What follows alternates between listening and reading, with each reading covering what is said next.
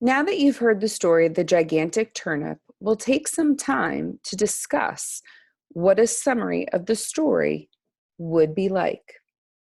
A summary tells the most important parts, events of a story, and key details. When I think about the story, I start by focusing on what happened in the beginning of the story. In the beginning of the story, I remembered there was an old man, an old woman, a crooked house, and an overgrown garden they needed to tend to. When I get ready to write the beginning of my summary, I think about sequencing words. I'm going to start with the word first. First, there was an old man and an old woman who lived in a crooked cottage. They had many animals and an overgrown garden. When I finish writing about the beginning, I'm going to allow my mind to go straight to the end of the story. What happened at the end? When I think about the end of the story, I remember the little mouse helping. I remember everyone helping pull the turnip, the laughter when they fell over, and the fact that they all ate turnip stew. The sequencing phrase I start the end with is in the end. In the end, the woman found a hungry little mouse who helped the couple and all their animals finally pull the gigantic turnip out of the ground. They all fell over laughing. The old couple made a huge bowl of turnip stew. Everyone ate as much as they could, and the little hungry mouse ate the most of all. Once I finish focusing on the end, now knowing the beginning and the end helps my brain then focus on the most important events, 3 things that happened in the middle.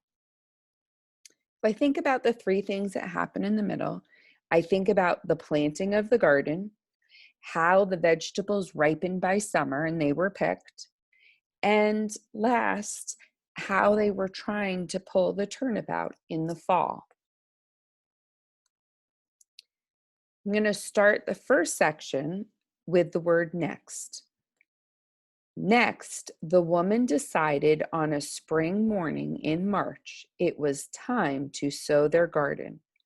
They planted peas, carrots, potatoes, beans, and lastly, turnip seeds. That night it rained.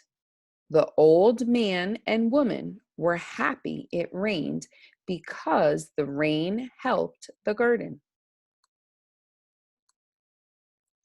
Then spring turned into summer, and the sun ripened the vegetables. They harvested the peas, carrots, potatoes, and beans. There was one gigantic turnip left. After that came fall. In September, the couple tried to pull the turnip, but it was too hard for the old woman and the old man to pull by themselves. Their animals, the cow, 2 pigs, 3 cats, 4 hens, 5 geese, and 6 canaries, tried with the couple to yank, pull, and heave the turnip out of the ground, but it still didn't move. Now that I've shared with you the 3 events of the middle in sentences, let's review the summary. Let's see what it looks like when it's all together. Here's the summary all together. Take a moment to notice key words, key vocabulary, sequencing phrases, that are in this summary that make it a good summary.